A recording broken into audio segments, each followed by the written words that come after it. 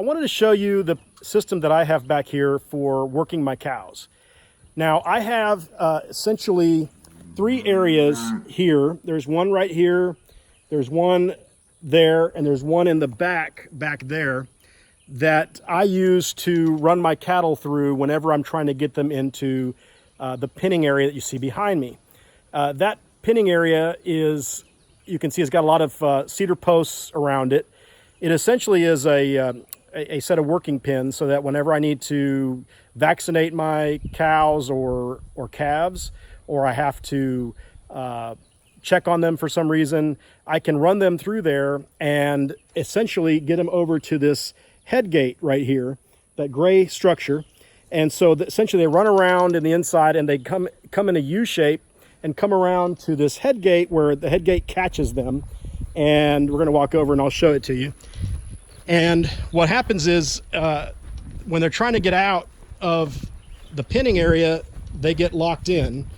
And this mechanism right here catches their head. Now, right now it's completely open, you can see, so they can come in and out. That way they don't get trapped in there if they're in there, messing around. But essentially these arms here swing closed and it creates a gap. And when they run through, that gap grabs them by the neck.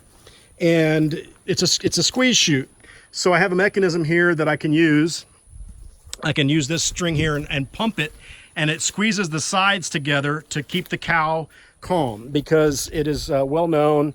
There's a lady named Temple Grandin who came up with a system to keep cows calm when you're working them. And one of the things she does is she advocates for pressure on the sides of the animal, because it feels like it's it feels more comfortable. It doesn't get the animal doesn't get spooked as easily when it has that pressure on both sides, so it calms the animal down. So she has found that out based on her experience, and it's widely known now that you have a squeeze chute for that reason.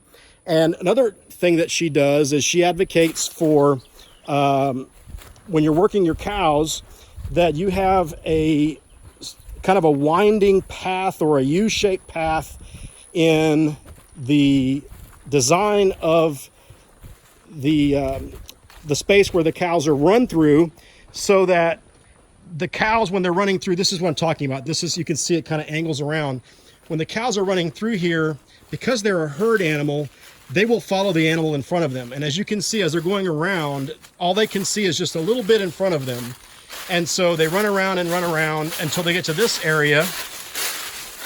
And right here, I've got a door that I can open or close, but they come through here and you can see it just gets narrower and narrower as they go around.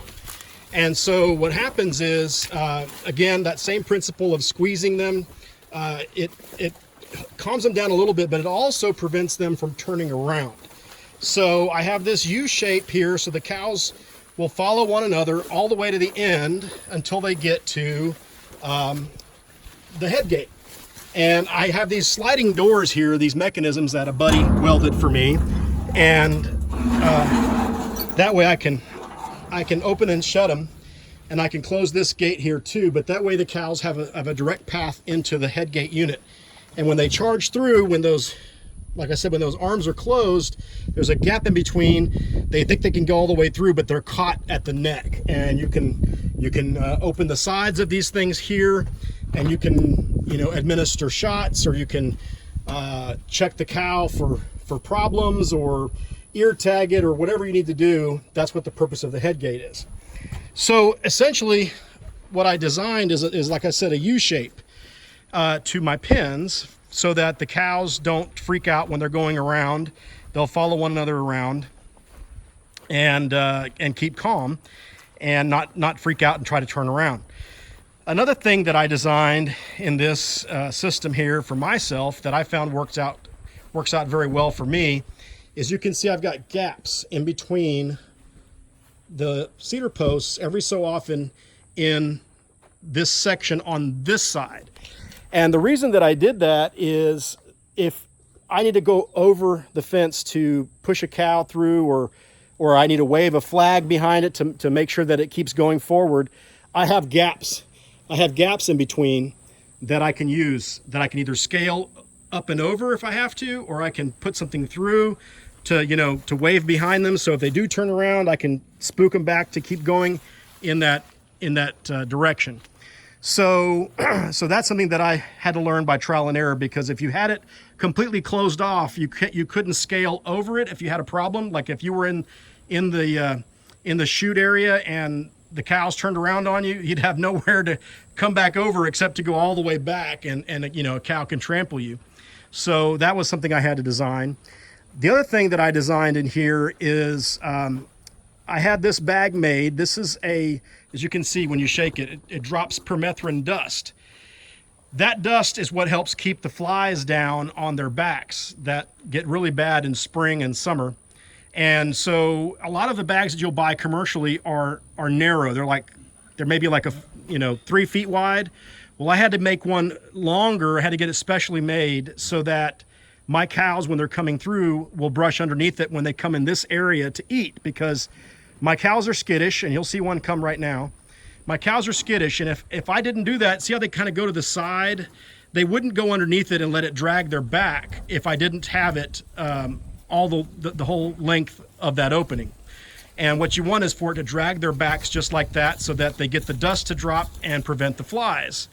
So I had to get that bag specially made. It's got a Velcro pouch that I can open up and put more permethrin dust when I need to. And it's made of waterproof material, and it's got waterproof material on the bottom, and on the inside it's got a burlap sack that keeps the dust in and just lets a little bit of it filter through when it's necessary. You see that cow behind, how many flies it's got on its back? But when it comes in and goes underneath, it'll get a good dusting, and those flies will go away within a day or so. So I make sure that I feed my cows in here. I have 2 troughs, and I make sure that I feed them in here from time to time so they get used to coming in here. There's that cow that went through. And I also have in here these things, which are on-demand mineral feeders. And the cow will come in and nuzzle its nose under this rubber to get to that mineral that I put in there. Now, the mineral that you put in these things depends on the time of year and what the cows may be missing in their diet. So check with your feed store. They'll be a good resource for you to decide, what type of mineral you need to put in there at what time of year.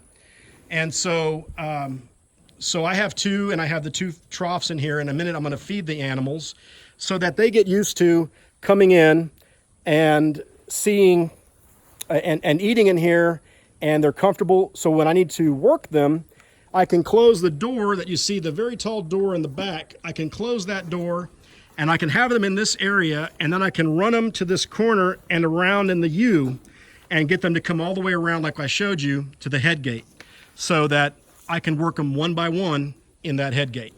So my system's a little bit over-engineered, I know, but I had to do that because these cows are very strong, and they're skittish, and they will tear down anything that's not put in properly. So I had to make sure to over-engineer it.